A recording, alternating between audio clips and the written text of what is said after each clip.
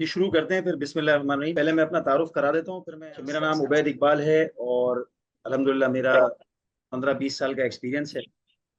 अच्छा, जिन लोगों के माइक खुले ना, मैं उनसे रिक्वेस्ट करूंगा कि वो अपने माइक बंद कर लें। वैसे तो मैं यहाँ से उनको रिक्वेस्ट कर रहा हूँ।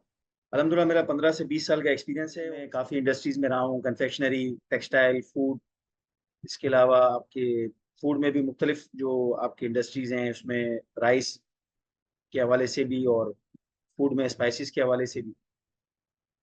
उसके अलावा इंपोर्ट में भी, इंपोर्ट और एक्सपोर्ट दोनों का एक्सपीरियंस रहा है इन इंडस्ट्रीज में मेरा। और अल्हम्दुलिल्लाह मैंने स्क्रैच से बहुत सारी चीज़ें सीखी भी हैं और ये कि रूल्स एंड रेगुलेशन का भी मुझे अल्हम्दुलिल्लाह आइडिया है।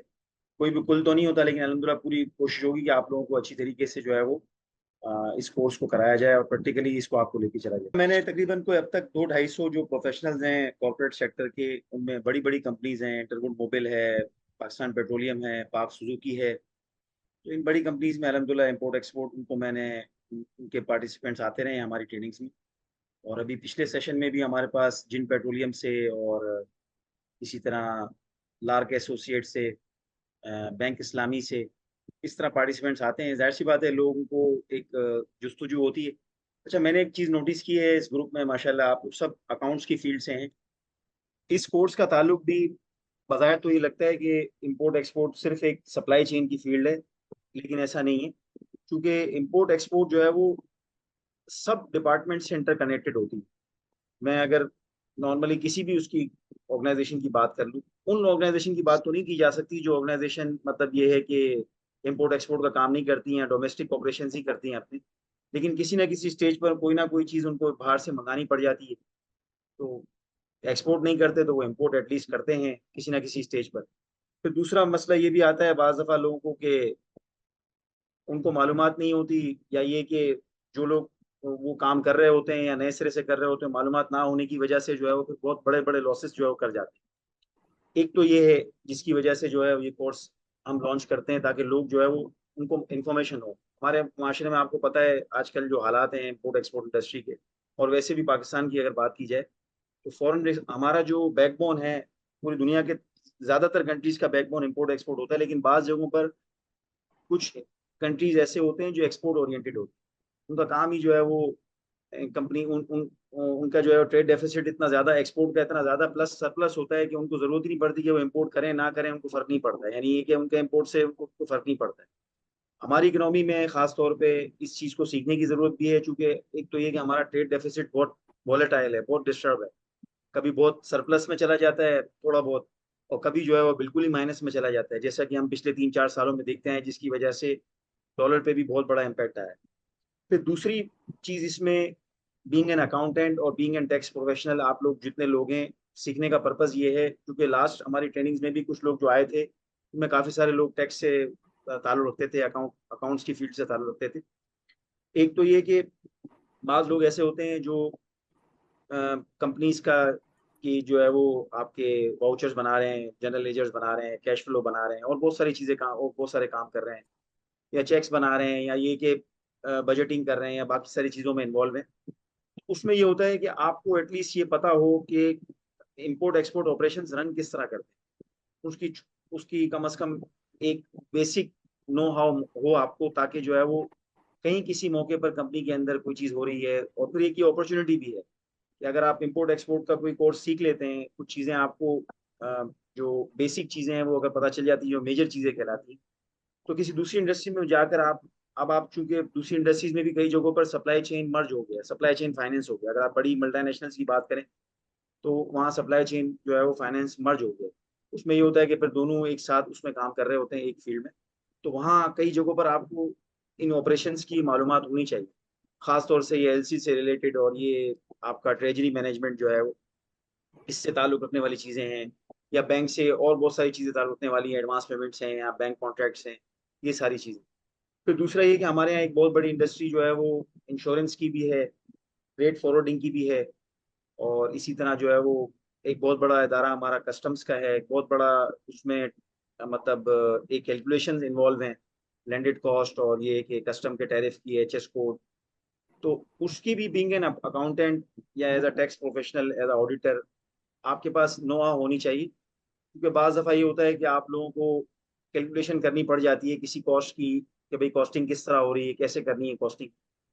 तो उस सूरत में भी जो है वो आपके इल्म में अगर ये ऑपरेशंस होंगे तो जो है वो लूप होल्स खत्म हो जाएंगे। यानी ये कि आपकी ग्रिप होगी आपके ऑर्गेनाइजेशन के अकाउंट्स डिपार्टमेंट के ऊपर, बीइंग एन हेड आपकी ग्रिप होगी, क्योंकि आपको एक दूसरे उसके जो है वो एस्पेक्ट से चीजें मालूम है। कोई चीज मिसाल के तौर पर कोई इनवाइस आपके पास साइन होने के लिए आ रही है, या ये कि कोई किसी को आप पेमेंट करवा रहे हैं, या ये कि सप्लाई चेन डिपार्टमेंट को आपसे पेमेंट करवा रहा है, तो उस सूरत में भी ये चीजें आपको मालूम है। अच्छा, इस कोर्स में ये क्योंकि आप लोगों के लिए हो सकता है शायद कुछ लोग इससे गुजर रहे हों या ये चीजें देखते होंगे, अपने पास एलसीज आ रही हैं, भाई एलसी के चार्जेस लग रहे हैं, रिटायरमेंट हो रही है डॉक्यूमेंट्स की, एक्सपोर्ट के डॉक्यूमेंटेशन बन रही है, इम्पोर्ट के डॉक्यूमेंट्स आ रहे हैं, ये सब चीजें वो देखते जरूर होंगे। लेकिन ये इस कोर्स में ये होगा कि आपको देखने के साथ साथ जो है वो चीजें क्लिक हो जाएंगी। फिर एक चीज इसमें और भी हो सकती है, वो ये कि आप चीजों को नोट डाउन करके रख लें। तो वैसे तो ये कि लेक्चर्स हम ले लेते हैं, ये हर जगह ये सिस्टम होता है। तो लेक्चर्स में होता है 70% लेक्चर आपका चला जाता है, वो आपके दिमाग से उड़ जाता है, 30% रह जाता है। और वो किसी मौके पर जब आपको इसकी जरूरत पड़ रही होती है, जब आप कोई काम कर रहे होते हैं, तो आपको वो वहाँ काम आ जाता है। अब इस कोर्स में क्या क्या चीजें हम सीखेंगे, मैं आपको उसकी डिटेल जरा मुख्तसर तौर पे बता देता हूँ।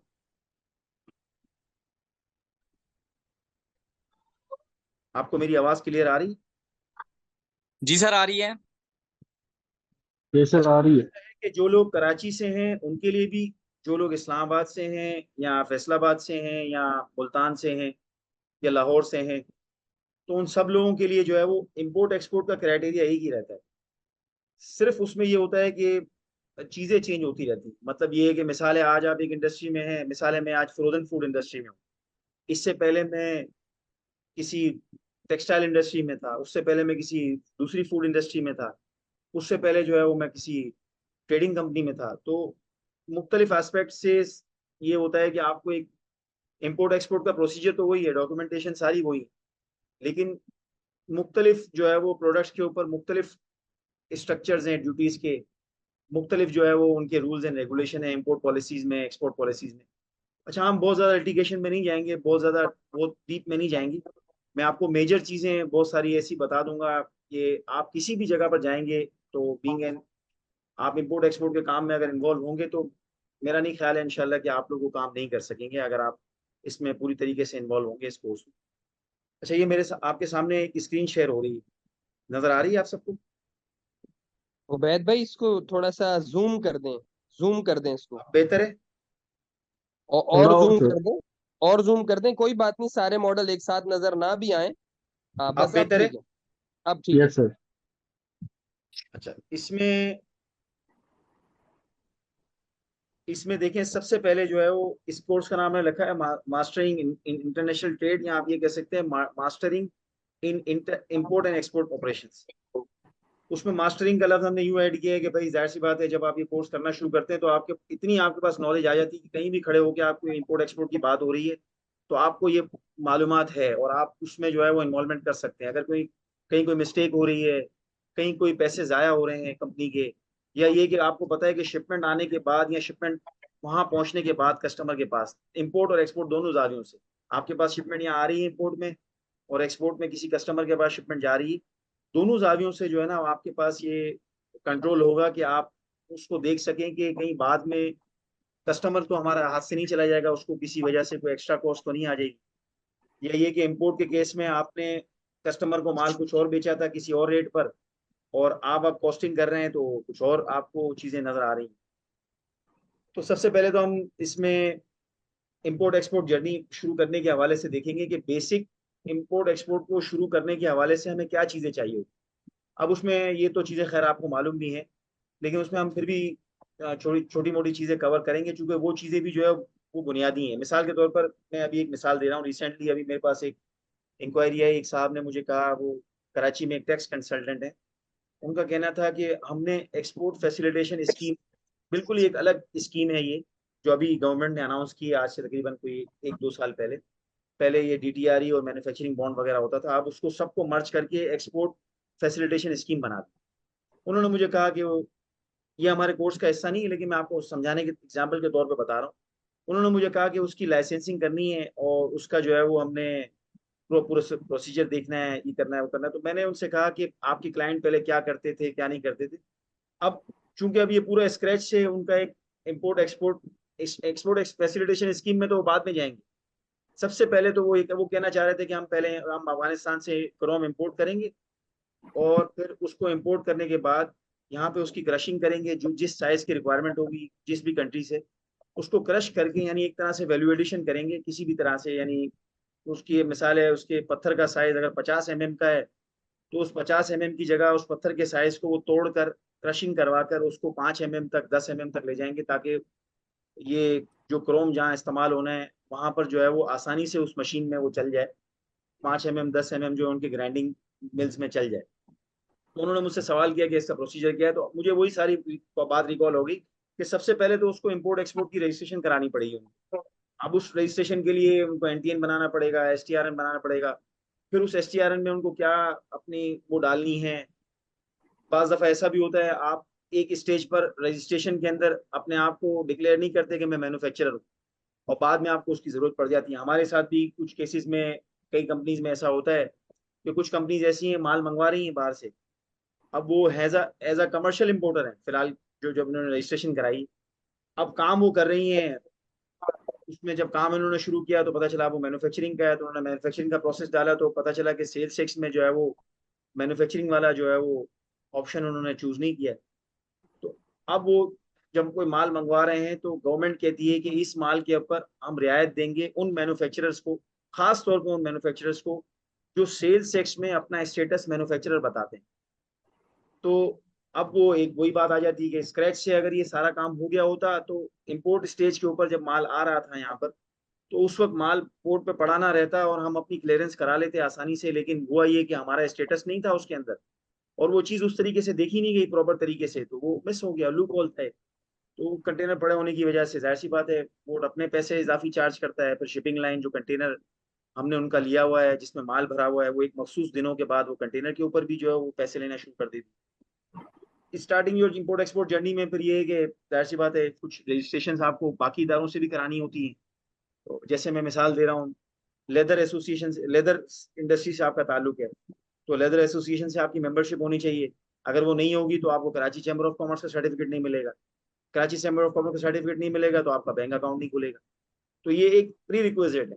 अब बाजार तो लगता है कि भाई एनटीएन बना दिया, एसटीआरएन बना दिया और चलो भाई। दूसरे उसमें हम रजिस्ट्रेशन का प्रोसेस, उसमें फिर बाकी सारी चीजें भी देखेंगे कि अगर हमने कहीं और किसी डिपार्टमेंट से रजिस्ट्रेशन करानी है, जैसे मैंने लेदर इंडस्ट्री का कहा है और बाकी चीजों का करा कराची चैम्बर ऑफ कॉमर्स। मैं बात कर रहा था इसकी कि हम इसको देख रहे थे कि इसमें हम क्या क्या चीजें पढ़ेंगे।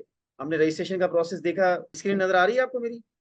जी जी, आ रही आ रही। अच्छा, दूसरे फेज में फिर हम तीसरे उसमें देखेंगे कि पेमेंट टर्म्स कौन कौन सी हैं हमारी। एलसी पे काम करना चाह रहे हैं, बैंक कॉन्ट्रैक्ट पे काम करना चाह रहे हैं, तो क्यों एलसी पे काम करें, क्यों बैंक कॉन्ट्रैक्ट पे काम करें।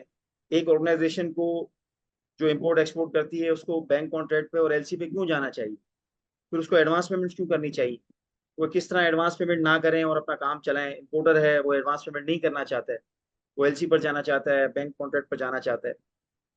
तो या ओपन अकाउंट भी इसमें एक पेमेंट काम है।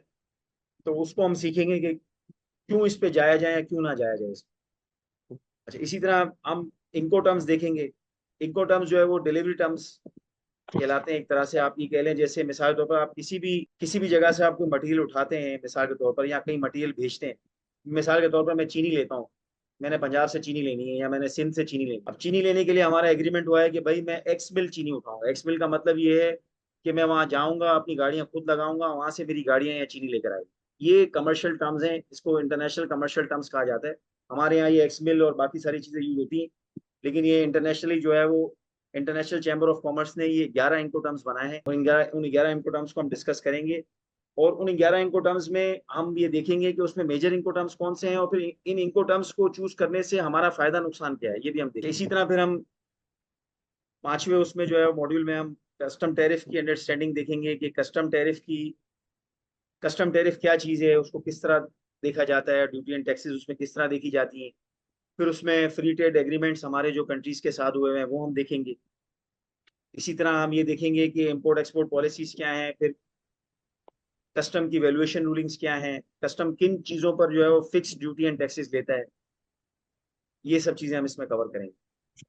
इसी तरह फिर हम HS कोड को देखेंगे। HS कोड क्या है, हार्मोनाइज सिस्टम कोड या पाकिस्तान कस्टम टैरिफ इंडेक्स। इसी तरह फिर हम कस्टम एक्ट को देखेंगे।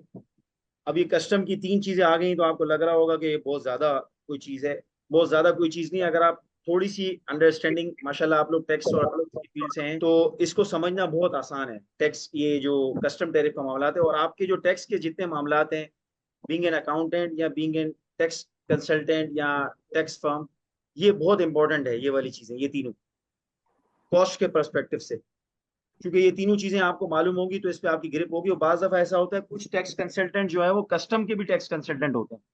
उनको रखा जाता है इसलिए कि भाई उनको थोड़ी बहुत मालूमात होती है, और फिर वो उसमें गाइड भी करते हैं कई जगहों पर, और कई जगहों पर सपोर्ट भी करते हैं कि। और फिर इसमें हम साथ में जो है वो, जैसे यहाँ लिखा हुआ है 5th schedule, 6th schedule, sales tax का 8th स्केड्यूल, और साथ ही हम जो है वो इसमें नोमेनकल्चर भी पढ़ेंगे। नोमेनकल्चर ये है कि उस जिस प्रोडक्ट के टैरिफ को हम देख रहे हैं, सब एक मिनट टाइम अगर तीनों चीजें जो है वो टैक्स के पर्सपेक्टिव से आपको काम आ सकती हैं।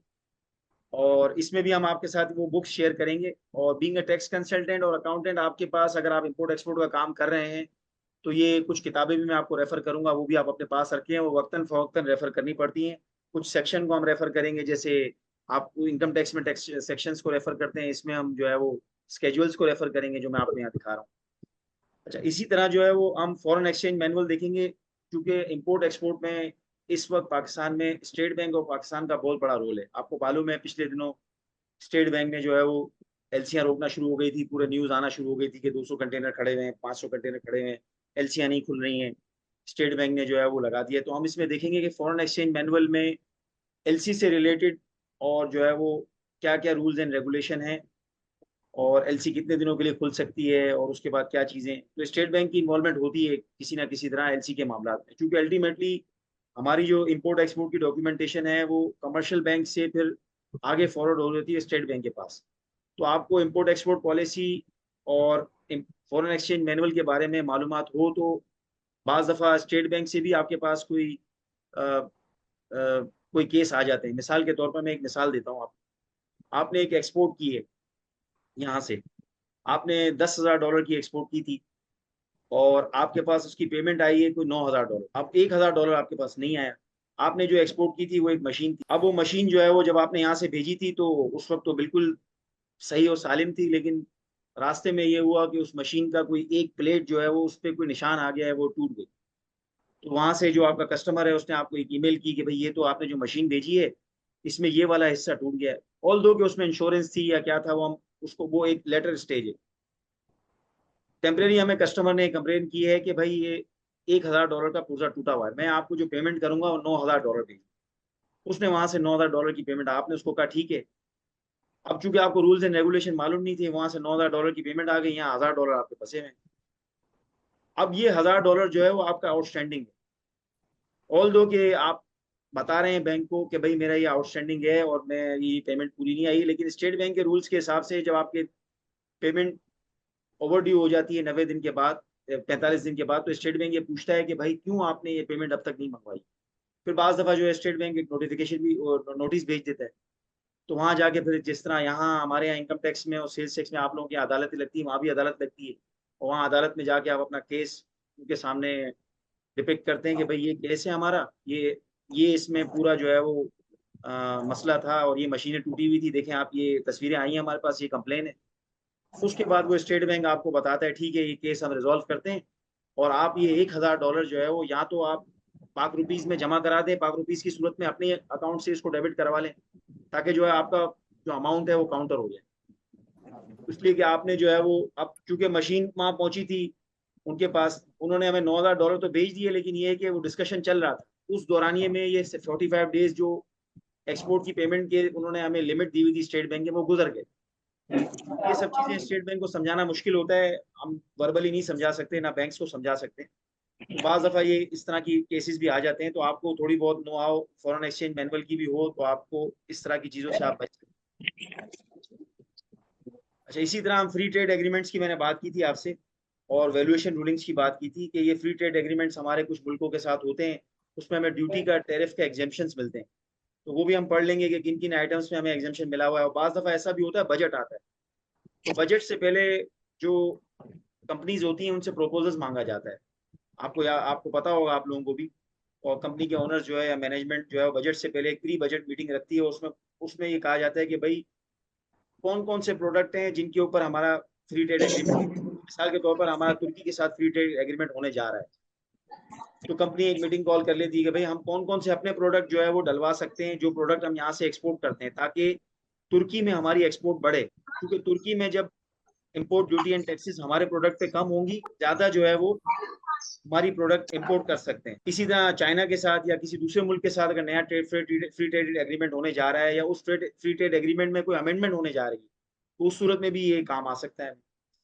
इसी तरह हम वैल्यूएशन रूलिंग को भी देखेंगे। पूरा वो उसका वैल्यूएशन रूलिंग का पेपर आता है, वैल्यूएशन रूलिंग कब इशू होती है और क्यों इशू होती है, और आप वैल्यूएशन रूलिंग इशू करवा सकते हैं बीइंग एन एक्सपोर्टर इंपोर्टर। फिर हम बात करेंगे पाकिस्तान सिंगल विंडो के ऊपर। ये कस्टम का एक सॉफ्टवेयर है, पहले प्राल हुआ करता था, उससे पहले वन कस्टम के नाम से था, उससे पहले मैनुअल जो है वो जीडियाँ फाइल होती थी। तो इसमें हम पीएसडब्ल्यू को चलाना सीखेंगे कि पीएसडब्ल्यू चलता कैसे। अच्छा, उसमें भी हम ये देखेंगे कि भाई जीडी किस तरह लोग बनाते हैं, या जीडी किस तरह बनती है, पेमेंट्स वगैरह। हम अगर अपने अकाउंट से, अपने कस्टम के अकाउंट में हमने पैसे रखे हुए, तो उससे हम पेमेंट किस तरह कर सकते हैं जीडी की, या किसी दूसरे उसकी पेमेंट हम किस तरह कर सकते हैं। तो वो कुछ चीज़ें हम उसमें भी देखेंगे। इसी तरह जो है, और ये कि एफआई वगैरह किस तरह नजर आता है, फाइनेंशियल इंस्ट्रूमेंट, वो हम आगे बात करेंगे। और इसी तरह ये कि हम अगर कोई कस्टम में कोई आपका कोई इंपोर्ट का कंसाइनमेंट आया हुआ है और उस पर कस्टम ने असेसमेंट की है, कि कस्टम कहता है कि भी आपने मंगाया $1 का, लेकिन मैं आपसे ड्यूटी लूंगा $1.5 की, तो उस सूरत में भी जो है आप क्या करेंगे, वहाँ ऑप्शन होता है पाकिस्तान सिंगल विंडो में कि आप उनको वहीं जवाब दें कि भाई हमारा ये प्रोडक्ट इस तरह नहीं है, इस तरह नहीं है। तो वो कंप्यूटराइज आजकल कुछ चीज़ें हो गई हैं, फिजिकली भी वो बुलाते हैं। आपको तो पता है पाकिस्तान में फिजिकल बुलाने का एक तरीकाकार राइज है, उसकी रीज़न भी आप लोगों को पता है। अच्छा, इसी तरह इंपोर्ट एक्सपोर्ट की जीडी फाइलिंग भी पाकिस्तान विंडो सिंगल विंडो का हिस्सा है, हम वो देखेंगे। और ये बहुत इंपॉर्टेंट है। इसकी वजह ये बाज़ दफ़ा आपको पता नहीं होता है इंपोर्ट एक्सपोर्ट जीडी फाइल किस तरह होती है। क्लियरिंग एजेंट 2-2 दिन ले लेता है उसको। तो आपके पास एक रीजनेबल होगा कि आपके पास दिन बहुत कम होते हैं, कंसाइनमेंट जल्दी क्लियर कराना होता है, या कंसाइनमेंट जल्दी एक्सपोर्ट करना होता है, दिन कम होते हैं, जहाज जा रहा होता है। इसी तरह जो है वो हम कुछ टूल्स देखेंगे कि एक्सपोर्ट के मार्केटिंग के, कि हम एक्सपोर्ट की मार्केट किस तरह एक्सप्लोर कर सकते हैं। कुछ मार्केट्स ऐसी, मिसाल है एक प्रोडक्ट है आपके पास एक पेन है, आप चाहते हैं आपका स्पेशल किस्म का आपका पेन है, आप फाउंटेन पेन है, आप पाकिस्तान में पेन बना रहे हैं, आप कहते हैं भाई मैं भी इसको एक्सपोर्ट करूँ। अब उसके लिए एक्सपोर्ट करने के लिए मार्केट कहाँ से तलाश करेंगे। इसमें हम कुछ फ्री टूल्स ऐसे देखेंगे जो आपको ये बताएं कि ये वाली मार्केट जो है आपके पेन की, ये हम देखेंगे उसमें। इसी तरह इंपोर्ट के सप्लायर्स जो है वो, बाज़ दफ़ा ऐसा होता है कि सप्लायर जिनसे हम काम कर रहे होते हैं, आप बीइंग एन टैक्स कंसल्टेंट, आपने कल सोचा मुझे जो है यहाँ एक अकाउंटेंट है, आपने सोचा है छोटा मोटा इंपोर्ट करना शुरू करता हूँ या छोटा मोटा एक्सपोर्ट करना शुरू करता हूँ। तो छोटा मोटा इंपोर्ट करने के लिए भी जिससे आप सोर्सिंग कर रहे हैं वो रिलायबल है नहीं है, वो उसकी क्रेडिबिलिटी क्या है, ये सब चीज़ें चेक करने के लिए जो है वो आपको पैसे खर्च करने पड़ेंगे, आपको उसकी क्रेडिट रिपोर्ट मंगवानी पड़ेगी, बहुत सारी चीज़ें हैं। उससे बेहतर ये है कि आप ये फ्री टूल्स यूज़ करें, उसमें देखें कि भाई ये सप्लायर्स जो है वो पहले किसको माल दे रहे हैं, या पहले किसी कंट्री में माल भेज रहे हैं, या ये कि उससे भी अंदाज़ा हो जाता है आपको इनकी वेबसाइट पे, या ये कि उन फ्री टूल्स के ऊपर इनकी अंदाज़ा हो जाता है। अच्छा, इसी तरह फिर हम types of bill of lading देखेंगे। उसको भी देखने का रीज़न ये है कि बिल्स ऑफ लेडिंग एक ऐसा डॉक्यूमेंट है जो, अच्छा आपके सवालात में लेता हूँ, ज़रा 5 मिनट मुझे दे दें, मैं सबके सवालात देता हूँ उसके बाद। अच्छा, इसी तरह हम types of bill of lading को पढ़ेंगे। बिल ऑफ लेडिंग एक डॉक्यूमेंट होता है जिससे आपको पोजेशन ट्रांसफर होता है, चाहे वो आप इंपोर्टर हो या एक्सपोर्टर हो, आपके गुड्स का पोजेशन ट्रांसफर होता है। तो बाई सी की शिपमेंट में बिल ऑफ लेडिंग इस्तेमाल होता है, बाय एयर की शिपमेंट में एयरवे बिल इस्तेमाल होता है। इसी तरह मेरीन इंश्योरेंसेस कुछ किस्म के होते हैं, बाज़ लोगों को मेरीन इंश्योरेंस का पता ही नहीं होता है। अब उसकी एग्जांपल भी मैं अभी आपको ऐसे ही जनरल सी एग्जांपल दे रहा हूँ कि मिसाल के तौर पर आपने कंटेनर बुक कराया है फ्रोजन, आपका माल चला है अंदरून सिंध में, आपने जो है वो आम खरीदे हैं, आपने कोई कस्टमर है आपका रशिया में, उसको आप आम बेच रहे हैं। अब यहाँ से आपका कंटेनर चला है, फ्रोजन कंटेनर है, रास्ते में कंटेनर खराब हो गया। अब वो सिंध से आ रहा है या लाड़काना से आ रहा है, जहाँ से सिंदड़ी आम पे हमने डाला हुआ है और वो आ रहा है लड़काना से। रास्ते में कंटेनर खराब हो गया, माल जब यहाँ पहुंचा आपका कंटेनर, या ये कि कंटेनर रास्ते में अपना टेम्परेचर जो है वो मेंटेन नहीं कर पा रहा था, जेन सेट में खराबी थी या कंटेनर में कोई इलेक्ट्रिकल रेफ्रिजरेटर में खराबी थी। यहाँ पहुंचते पहुंचते जब कंटेनर पहुंचा तो पता चला कि भाई आपका माल डेड हो गया और कंटेनर भी जो है वो रिपेयर होने के काबिल नहीं। तो अब जब कंटेनर आपने वापस अपनी फैक्ट्री पे मंगवाया या किसी दूसरे कराची में किसी दूसरे फ्रोजन एरिया में मंगवाया, किसी कोल्ड स्टोरेज में, जब आपने माल निकाला तो पता चला वो आम तो सड़ गया। तो अब आप क्लेम लेने जा रहे हैं उस शिपिंग कंपनी से जिसने आपको कंटेनर दिया है, पता चला कि भाई वो तो आपका जो है वो मसला ये हुआ है कि आपने जो है वो कंटेनर की तो इंश्योरेंस नहीं कराई थी ना, आपने माल की इंश्योरेंस कराई थी। फिर दूसरी बात ये, आपने जो स्टैकिंग की थी वो गलत स्टैकिंग हुई हुई है, उसमें जो कंटेनर की लिमिट है उससे बियॉन्ड जाके अपने वो की हुई है, स्टैकिंग की हुई है कंटेनर के अंदर, यानी माल ज्यादा भरा हुआ है उसके अंदर। फिर वो चीजें इंश्योरेंस में कहाँ कवर कर सकते हैं, कैसे, ये चीजें हम देखेंगे इसमें। फिर इसी तरह इंपोर्टेंट एक्सपोर्ट डॉक्यूमेंटेशन हम देखेंगे। बताया इंपोर्टेंट इंपोर्ट एक्सपोर्ट बहुत आसान लगता है सबको, लेकिन मैं ये समझता हूँ कि अगर कोई इंपोर्ट एक्सपोर्ट डिपार्टमेंट में है तो मेरा ख्याल में ये उसकी 24 घंटे की ड्यूटी है। मैं भी काम करता हूँ तो कहीं ना किसी मौके पे मुझे ये डॉक्यूमेंटेशन में, अगर आपकी महारत है या आपको पता है डॉक्यूमेंटेशन में कहाँ क्या चीज़ आनी है, एक ज़रा सी गलती की वजह से जो है वो आपका कंसाइनमेंट फंस सकता है, आपकी शिपमेंट फंस सकती है, चाहे वो आप अपने कस्टमर को बाहर भेज रहे हैं या यहाँ बाहर मंगवा रहे हैं। इसकी एक छोटी सी एग्जांपल मैं साथ साथ ही दे देता हूँ। वो ये कि हमने एक कंटेनर यहाँ से भेजा चावल का यूक्रेन। जब वो यूक्रेन पहुंचा तो हमने यहाँ से डॉक्यूमेंटेशन की, उस डॉक्यूमेंटेशन में कई जगहों पर टाइपिंग एरर। जब कंटेनर वहाँ पहुंचा और डॉक्यूमेंट वहाँ पहुंचे तो वो कहने लगा जो कस्टमर था कि भाई डॉक्यूमेंट में ये गलतियां हैं, ये मसले हैं, वो मसले हैं, क्योंकि डॉक्यूमेंटेशन का पता नहीं था जिसने डॉक्यूमेंट बनाए थे। बाद में ये हुआ कंटेनर वहाँ पहुंच गया और वो डॉक्यूमेंटेशन, अच्छा इत्तेफाक से वो कस्टमर बड़ी मेहनत से उन्होंने पकड़ा था उस कंपनी ने, और ये कि पहला कस्टमर था उनका चावल का, और फिर ये कि वो खराब हो गया, इसलिए कि जब तक वहाँ डॉक्यूमेंटेशन सीधी होती रही तब तक जो है वो उसका माल जो है उसके ऊपर काफी कॉस्ट आ चुकी थी, क्योंकि कंटेनर भी का भी रेंट लग रहा था और वहाँ कस्टम के चार्जेस भी उनको लग रहे थे। फिर हम ये भी देखेंगे कि हम किस तरह से जो है वो पोर्ट के डैमरेजेस वगैरह बचा सकते हैं। एक्स्ट्रा टाइम जो हमें पोर्ट के ऊपर 5 दिन फ्री मिलते हैं, हम किस तरह एक्स्ट्रा टाइम ले सकते हैं, या ये कि किस तरह जो है वो उसी टाइम के अंदर अपनी क्लियरेंस कर सकते हैं। और इसी तरह शिपिंग लाइन का जो हमें टाइम मिलता है उसको हम किस तरह एक्सटेंड करवा सकते हैं शुरू से ही। ये सब चीज़ें इसमें हम पढ़ेंगे। इसी तरह हम कैलकुलेटिंग, जैसे मैंने शुरू में बताया, लैंडेड कॉस्ट एक आप लोगों के हिसाब से जो है वो आपको पता होना चाहिए कि भाई लैंडेड कॉस्ट कैलकुलेट किस तरह होती है।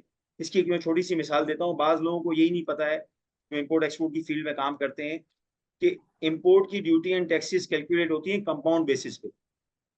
उसकी duty and taxes principal value पे कैलकुलेट नहीं होती। जैसे इम्पोर्ट की वैल्यू है $10,000, अब एक बंदा जो है वो ड्यूटी भी उसी के ऊपर लगा रहा है, उस $10,000 पे सेल्स टैक्स भी उसी पे लगा रहा है, इनकम टैक्स भी उसी पे लगा रहा है। इस गलती की वजह से जो है वो प्रोडक्ट की कॉस्ट बनाता है कि मुझे पड़ेगा $15,000, जबकि एक्चुअल में उसकी कॉस्ट $18,000, जिसमें उसने गलती की है कि उसने प्रिंसिपल वैल्यू पे ही सारी ड्यूटी सेल्स टैक्स सब कैलकुलेट कर दिया है।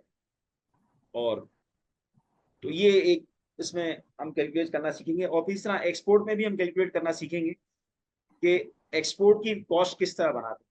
बात दफा ये होता है एक्सपोर्ट का ऑर्डर आ जाता है बहुत सारे लोगों को मैंने देखा है ऑर्डर ले लिया है, अब उनको यही नहीं पता है कि जो है वो इसमें प्राइस भी कोड कर दी। अब वो प्राइस कैसे कोड किया है, उसने उसने कहीं से डाटा उठाया और देखा भाई लोग इस प्राइस में कोड कर रहे हैं, या 2-4 बंदों को अपने दोस्तों को फोन किया कि भाई किस प्राइस में माल बाहर एक्सपोर्ट हो रहा है, उसने उसी हिसाब से प्राइस बनाया और दे दिया, बोला मैं भी कवर कर लूंगा।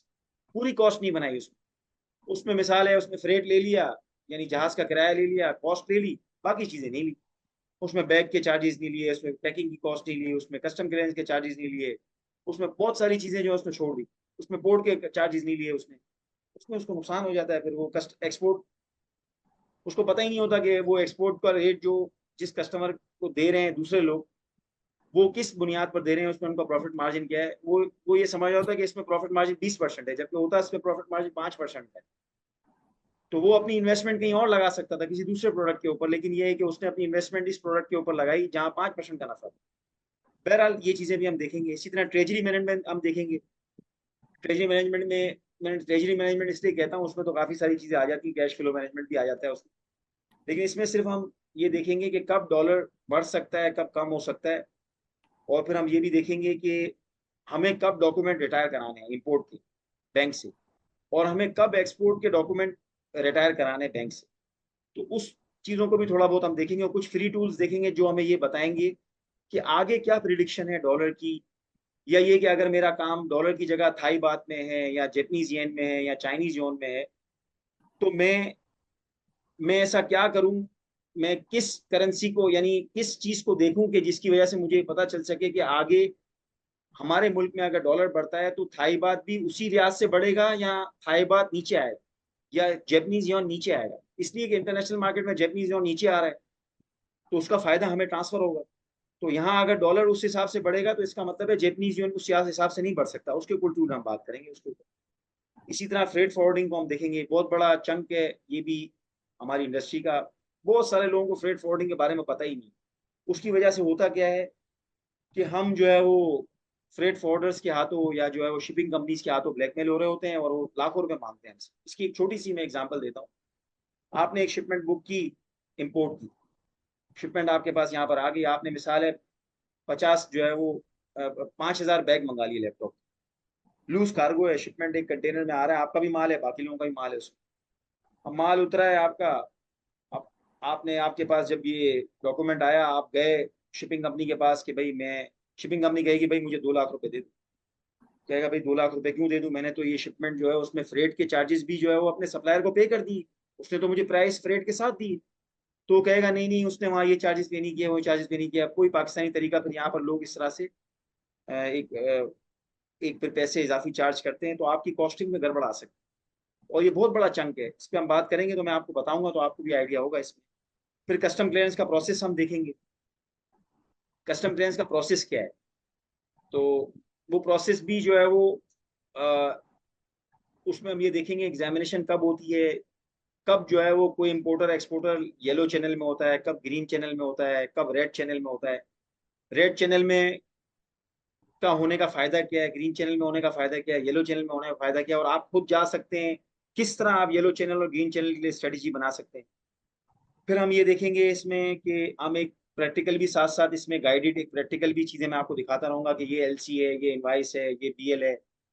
और कोशिश ये करेंगे क्लास में, मेरी पूरी कोशिश होगी कि हम टाइम निकालें तो उसमें हम ये कर लेंगे कि एक प्रैक्टिकल करेंगे, हम खुद एक डॉक्यूमेंट फिल करेंगे ताकि हमें फिल करना आ जाए कि एलसी बनती किस तरह है। फिर एक एलसी रिसीव करेंगे ताकि हमें पता चल जाए पूरा प्रोसेस क्या है। और आखिरी में जो है वो ये जो मैं आपको अभी केस स्टडीज बता रहा हूँ, जो अभी ओरिएंटेशन क्लास में एग्जांपल्स दी हैं मैंने छोटी मोटी आपको। तो मेरी तरफ से तो ये है बस। अब आप लोग अपने सवालात करना शुरू करें, मैं जरा ये भी देख लूं कि जी जी आ रही है। जी आपके सवालात अब बताएं, आप क्या सवालात हैं करें। कुछ तो चैट में लिखे हुए हैं, आप चैट को देख के देखते रहिएगा, एड्रेस कर लीजिएगा, कुछ लोग सवाल वैसे कर लेंगे। जी, सर जिसका जो जो मैं सवाल है आप सवाल करते स्टार्ट जाओ। करूं। जी जी जी शुरू करें। जी जी करें।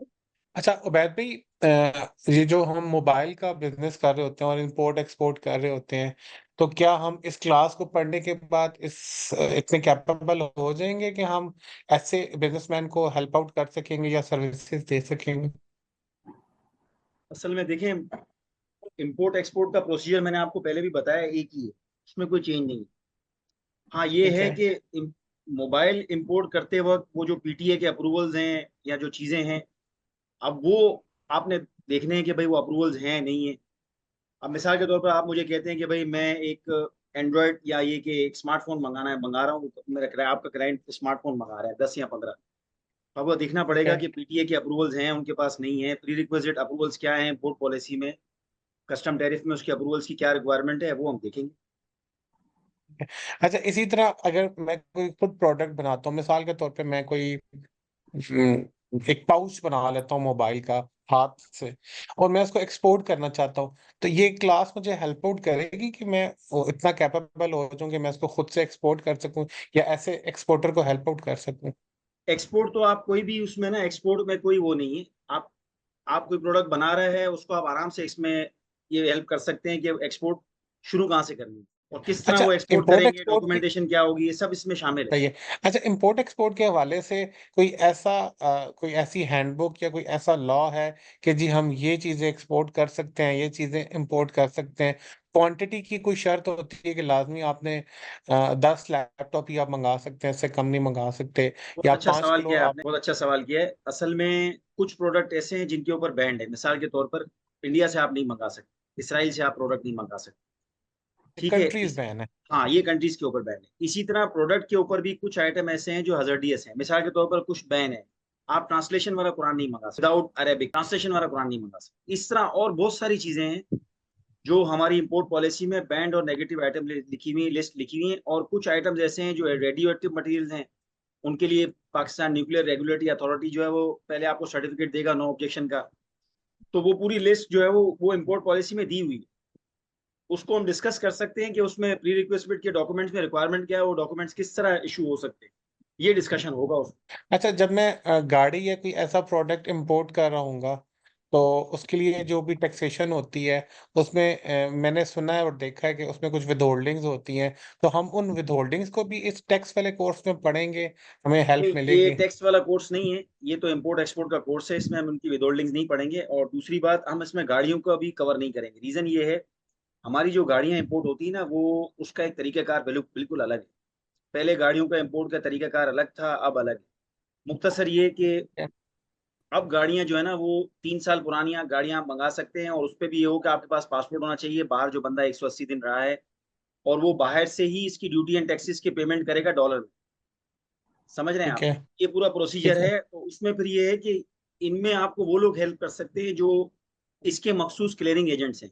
वो मैं आपको हेल्प कर दूंगा, 2-3 क्लियरिंग एजेंट्स के नाम दे दूंगा कि ये गाड़ियों की इंपोर्ट करते हैं, वो आपको इसमें हेल्प कर सकते हैं। गाड़ियों की इंपोर्ट हमारे यहाँ इस तरह जैसे जनरल बाकी हमारी इंपोर्ट होती है ना, उस तरह नहीं होती। इसकी इंपोर्ट थोड़ी सी डिफरेंट है, और उसमें ड्यूटी एंड टैक्सेस भी ह्यूज होती हैं। एक गाड़ी है, उसकी ड्यूटी और टैक्सेस 150% है, और उसकी वैल्यू भी डिक्लेयर है, वो कुछ और है। मिसाल है, आपने मंगाई है जापान से वो गाड़ी 2,000 डॉलर की, क्योंकि जापान में तो बहुत सस्ती गाड़ी है, और यहाँ उसकी ड्यूटी एंड टैक्सेस आपको लग के वो गाड़ी आपको पड़ रही है तकरीबन कोई 10 करोड़ रुपए की, 8 करोड़ रुपए की।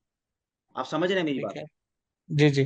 तो उसके लिए मैं ये हेल्प कर दूंगा, क्लियरिंग एजेंट्स के नाम दे दूंगा जो ये काम करते हैं। ये वाला काम बिल्कुल ही एक डिफरेंट उसमें हो रहा है, मतलब।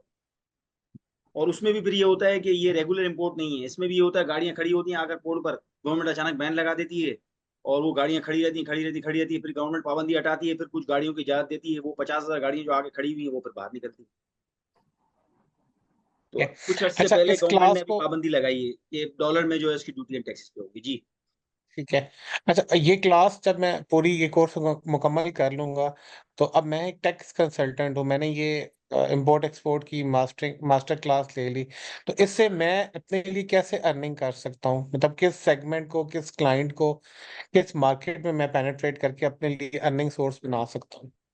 देखिए, इंपोर्ट एक्सपोर्ट में आपके पास अभी मुझे पता नहीं क्लाइंट का पोर्टफोलियो क्या है, लेकिन मैं अगर अपने आप के अपने बारे में समझूं मिसाल के तौर पर, तो अगर मुझे अपना क्लाइंट का पोर्टफोलियो बढ़ाना है, तो उसको बढ़ाने ठीक के है। लिए मैं क्या करूंगा, मैं जिस इंडस्ट्री को टारगेट कर रहा हूँ, अब मुझे एक चीज आती ही नहीं है, तो मैं उस इंडस्ट्री को टारगेट कैसे करूँ? मिसाल है, वो सही आपसे है। फोन पर पूछते हैं कि भाई ये सेल्स टैक्स इसमें कितना लगेगा, इसमें ड्यूटी कितनी लगेगी, बीइंग अ सेल्स कंसल्टेंट आपसे, या बजट के वक्त आपसे कोई प्रपोजल बनवाते हैं या कोई ऐसी चीज करते हैं, तो उस वक्त आपके पास तो हाव नाउ है ही नहीं इंपोर्ट एक्सपोर्ट के बारे में। तो आप किस तरह उनको प्रपोजल दे सकते हैं? और फिर ये कि उस इंडस्ट्री के क्लाइंट आप बढ़ा सकते हैं अपने पास, उसको आप बता सकते हैं कि भाई मैं इन चीजों के बारे में जानता हूँ। और अगर आप पहले से ही किसी की टैक्स कंसल्टेंसी कर रहे हैं, तो आप उनको ये भी कह सकते हैं कि भाई मैं इंपोर्ट एक्सपोर्ट के बारे में भी जानता हूँ, तो अगर आप चाहें तो अपने को इंपोर्ट एक्सपोर्ट की चीजें हैं, अगर आप देखना चाह रहे हैं हम प्रोसीजर को सही करें या सीधा करें, या आपके यहाँ अगर अखराजात ज्यादा हैं, हम उनको कंट्रोल कर सकते हैं। क्योंकि मैं अगर जाऊंगा ना being an import export consultant, तो शायद चांसेस 20% हो कि वो मुझे हायर करें, कि भाई आप आ जाएं हमारे सिस्टम को सीधा करें। आप जाएंगे ना, उसको बोलेंगे भाई मैं टैक्स कंसल्टेंट हूँ, मैं चार्टर्ड अकाउंटेंट हूँ, मैं एसीसीए हूँ, मैं एसीए में हूँ, तो वो क्लाइंट आपकी बात ठीक है। सुनेगा, आपकी बात समझेगा, और आपके बहुत सारे क्लाइंट्स भी। मेरी मेरा तो ये इस हिसाब से है कि इस तरह से आप अर्निंग बढ़ा सकते ठीक है। अच्छा, अभी तक तो हम लोग जो क्लाइंट को सर्विसेज दे रहे हैं ना, वो PSW पे एक रजिस्ट्रेशन कर देते हैं और उसे कहते हैं जी हमने आपकी सेल टैक्स में इसमें रजिस्ट्रेशन कर दिया, अब आप आ गए। तो हम इसमें उससे भी जो नेक्स्ट प्रोसेस है उसको लर्न कर रहे होंगे, पॉइंट नंबर 11, 12, 13, 14 में हम सारी चीजें। हैं। जी, बिल्कुल ऐसे ही है। मैं आपको अपनी एग्जांपल देता हूँ। मैं जब ये ट्रेनिंग्स कराता हूँ ना, बहुत सारे लोग ऐसे होते हैं इम्पोर्ट एक्सपोर्ट के उससे ही कंपनीज से, वो मुझे कहते हैं आप हमारे पास आएँ, हमारा सिस्टम सँभालें। बाज़ लोग, ठीक बल्कि है। बाज़ बैंक से भी हमारे पास फ़ोन आया है मेरे पास कि वो मुझे कहते हैं कि आप हमारे स्टाफ को ट्रेनिंग, हमारा जो ट्रेड डिपार्टमेंट है उनको ट्रेनिंग, हम आपको जो हमारी बैंक से रिलेटेड है वो चीज़ें सिखा देंगे, जो हमारे बैंक से ज रिलेटेड हैं, जो स्टेट बैंक से जो रिपोर्टिंग वगैरह होती है वो चीज़ें आपको सिखा देंगे, वरना इम्पोर्ट एक्सपोर्ट में चीज़ें वही हैं। और कुछ कोर्सेज़ मैंने बैंकिंग सेक्टर के, जैसे सर्टिफाइड डॉक्यूमेंट्री ग्रेड स्पेशलिस्ट होता है, एक कोर्स है, ये लंदन इंस्टीट्यूट ऑफ बैंकिंग से होता है। वो भी मैंने अभी अल्हम्दुलिल्लाह उसको पढ़ना शुरू कर दिया है। तो इस तरह के कोर्सेज़ मैंने कर रहा हूँ, तो उसमें मुझे भी फ़ायदा इस तरह से हो रहा है कि मुझे जब क्लाइंट मेरे पास आते हैं, तो मैं उनको, मुझे हाव नाउ है सारी चीज़ों की, तो मैं इन्फॉर्मेशन इस तरह, अगर मैं अपने लिए सोचूँ कि मुझे क्या आगे करना चाहिए, तो शायद मेरे लिए इनकम टैक्स, और जैसे आप सवाल कर रहे हैं विथहोल्डिंग के हवाले से, मेरे लिए इनकम ठीक है। टैक्स और सेल्स टैक्स की ट्रेनिंग्स जो है वो हो सकती हैं सूटेबल, के बेनिफिशियल हो सकती हैं कि मैं थोड़ा बहुत क्लाइंट को गाइड कर सकूँ। अच्छा, इस कोर्स के अंदर हम ये चीज़ें भी सीखेंगे कि हमने बैंक से एलसीज़ वगैरह कैसे ओपन करवानी है और उसकी डॉक्यूमेंटेशन क्या होती है? तो डेफिनिटली ये सीखेंगे इंशाल्लाह। चलो, thank you so much sir, जज़ाकल्लाह। जी, और कोई जिनका सवाल? अस्सलाम वालेकुम। वालेकुम अस्सलाम। अच्छा उबैद भाई, एक बात बताएं कि कमर्शियल इंपोर्टर मैन्युफैक्चरर सिर्फ यही माल इंपोर्ट कर सकते हैं, या एक बंदा जो बाहर घूमने गया है और ऐसी चीज ला रहा है जो यहाँ कोई आपको पाबंदी है, या अगर पाबंदी नहीं है तो थोड़ी बल्क क्वांटिटी में ला रहा है, तो वो भी क्या इंपोर्टर होगा? वो तो ना सेल टैक्स में देखिए, रजिस्टर्ड है, बाज़ तो लोग उसको ये भी कोई काम करते टीडीएस हैं, वगैरह फाइल कर? बाज़ जी लोग ये काम करते हैं, बैगेज में लेकर आते हैं। अब मैं, जी जैसे उसको आप खेपिया कह लें, या उसको आप इस तरह से लोग काम कर रहे होते हैं। कुछ काम हमारे यहाँ इल्लीगल भी हो रहे हैं, यानी स्मगलिंग के थ्रू भी हो रहे हैं। आप कोई मोबाइल लेकर आ गया है, या 10 मोबाइल लेकर आ गया है। बाज़ लोग चाइना गए हैं, अब वो चाइना एग्ज़िबिशन में गया है, उसने थोड़ा माल वहाँ से उठा लिया है। तो यहाँ बैगेज के बिल्कुल एक अलग रूल्स हैं। बैगेज की सारी कैलकुलेशन, बैगेज का एक पूरा सिस्टम ही अलग है। उसके मखसूस क्लीयरिंग एजेंट्स हैं, उसका मखसूस सारा सिस्टम है, और उसकी भी कैलकुलेशन, ड्यूटीज़ तो एंड टैक्सेस के वहां सारे पे, मामलात अलग हैं। जी, अच्छा मतलब इंपोर्ट पे देना होगा ना, जैसे ही वो यहाँ पहुंचेगा उसको देना होगा सब कुछ, बिल्कुल, जब यहाँ आएगा और कमर्शियल क्वांटिटी में लेकर आ जो रहा भी है, उसकी ड्यूटीज बनती हैं। अगर कमर्शियल क्वांटिटी में लेकर आ रहा है, तो जी, उसको जो ड्यूटी एंड टैक्सेस देने हैं, वो तो देने होंगे। लेकिन ये है कि बैगेज में थोड़ा-सा आपको वो अ, कमर्शियल क्वांटिटी क्या होगी? कमर्शियल क्वांटिटी, ये है, मिसाल है हमारे यहाँ जो डॉलर डिक्लेयर है ना, कि $500 आपके यहाँ, $500 तक आप शिपमेंट मंगा सकते हैं। $500 जी एंड और 100 केजी, या तो $500 हो, और एंड और, यानी उसके साथ शर्त ये भी है कि वो 100 केजी के अंदर-अंदर हो। ठीक है, ठीक है, लेकिन थैंक यू। हम जो नॉर्मल इंपोर्ट कर रहे होते हैं ना यहाँ पर, $500 और 100 केजी की से अंदर-अंदर की, उस पे भी गवर्नमेंट हमसे जितने $500 के ऊपर जो-जो ड्यूटी एंड टैक्सेस बनती हैं, उसके हिसाब से वो लेती है हमसे। अब मिसाल है, एक बंदा है, उसने फ्री ऑफ कॉस्ट कोई चीज़ मँगाई है, $15 की, $20 की, $50 की, $100 की।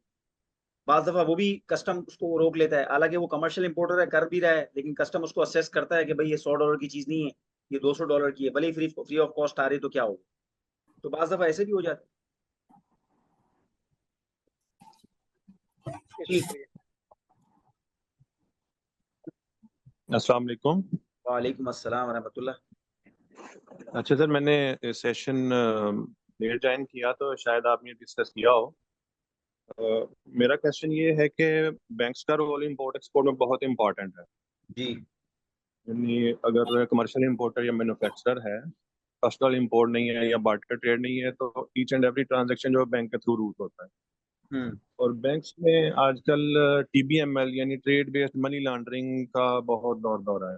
बिल्कुल एफएटीएफ आ गया आजकल। हाँ जी, एफएटीएफ की वजह से, और उसमें बहुत प्रॉब्लम्स आती हैं इंपोर्टर्स या एक्सपोर्टर्स को अपने ट्रांजैक्शन को प्रोसेस करवाने में, उनको हैंडल करने में। यहाँ तक कि होता है कि एक्सपोर्ट की आई हुई पेमेंट्स वापस चली जाती हैं सही, टीबीएमएल के इशू की वजह से। जी। तो आपकी ये जो स्क्रीन है, इस पे मुझे वो नजर नहीं आया, शायद मैंने लेट ज्वाइन किया है। इसको भी कवर करेंगे आप इसमें?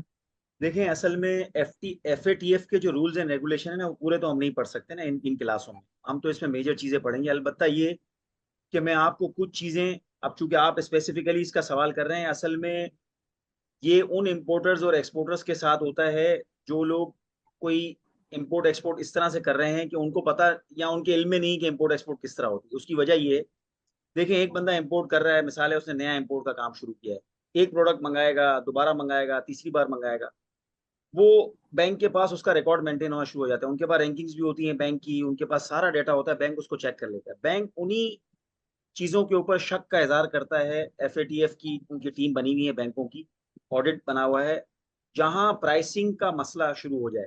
यहाँ ये कि कोई अननोन बंदा जो है वो पेमेंट कर रहा हो। मिसाल के तौर पर आपने शिपमेंट भेजी है यहाँ से जर्मनी, पेमेंट आ नहीं रही, आपने दुबई से क्या किया, पेमेंट भिजवा दी किसी बंदे के नाम पर,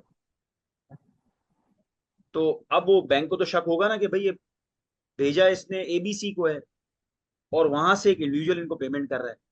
तो बैंक उस सूरत में फिर ऑडिट में वो करता है। आप मुझे कोई एग्जांपल दें ऐसी, तो मैं आपको कहूंगा कि हाँ, कंपनी टू कंपनी, मैं भी कई कंपनीज में काम कर रहा हूँ, बैंकों का मैं भी जानता हूँ, कर रही है बैंक्स ऑब्जेक्शन करते हैं, लेकिन उन ऑब्जेक्शन को क्लेरिफाई करने के लिए अगर आपके पास डॉक्यूमेंट्स हैं कंप्लाइंस के लिए उनकी, तो कोई मसला ही नहीं। मिसाल है वो एक ऑब्जेक्शन करते हैं, आपने एक बल्ब मंगाया है $1 का, अली बाबा पे वो बल्ब जो है वो $2 का है, आप अंडर इन्वाइसिंग कर रहे हैं, ये सवाल हो सकता है। इसी तरह आप यहाँ से एक बल्ब एक्सपोर्ट कर रहे हैं, अली बाबा पे उसकी प्राइस है, या पाकिस्तान में दूसरे लोग बेच रहे हैं $1 का, आप बेच रहे हैं $1.5 का, तो आप क्या कर रहे हैं, ओवर इन्वाइसिंग कर रहे हैं। ओवर इन्वाइसिंग में ये हो रहा है आप यहाँ से डॉलर बाहर भेज रहे हैं, ये भी हो सकता है। तो इस पे ऑब्जेक्शन होते हैं, तो उस पर क्लेरिफिकेशन देनी होती है बैंक्स को, बैंक्स उसको रोकती नहीं है ना वापस करती। अगर आपकी क्लेरिफिकेशन ठीक नहीं है और कंप्लाइंस आपकी ठीक नहीं है और आपकी चीजें जो है वो डॉक्यूमेंटेड नहीं है, फिर तो बैंक आपको नहीं इजाजत देगा इसकी। Thank you sir. जी अच्छा सर, मेरा सवाल ये है कि इस ग्रुप में मतलब जो भी लोग ट्रेनिंग ले रहे हैं, कुछ तो ऐसे होंगे जो बिल्कुल स्क्रैच से स्टार्ट करें और कुछ ऑलरेडी फेमिलियर होंगे, प्रैक्टिस भी होंगे।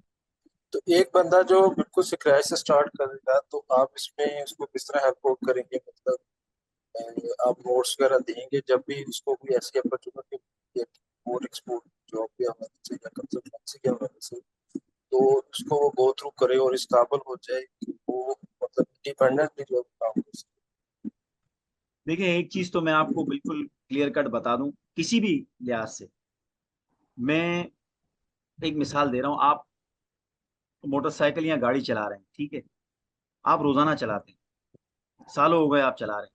एक महीना जब आप मोटरसाइकिल और गाड़ी नहीं चलाएंगे, तो एक महीने बाद क्या होगा?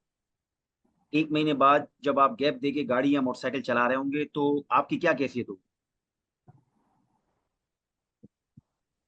आपके अंदर खौफ होगा, चलाते वक्त जो है वो एहतियात होगी जहन से। हालांकि हम ड्राइविंग कितने अरसे से कर रहे हैं, लेकिन और फिर दूसरी एग्जांपल इसकी यूं भी ले लें कि किसी और की गाड़ी अगर आपको दे दी जाए और आपको कहा है भाई आप मैनुअल गाड़ी चलाते हैं, ऑटोमेटिक गाड़ी है ये, या आप सेमी ऑटोमेटिक चलाते हैं या ऑटोमेटिक गाड़ी चलाएं, तो उस वक्त भी कंफ्यूजन हो जाती है, यानी थोड़ा सा एक रिलेक्टेंट होता है बंदा, हेजिटेशन आती है। इस केस में जो हमारा कोर्स है, इसमें अल्हम्दुलिल्लाह हम स्क्रैच से ही पढ़ेंगे, और ऐसा नहीं होगा कि एक बंदा हाई लेवल पे तो मैं आगे निकल जाऊं, ये नहीं होगा।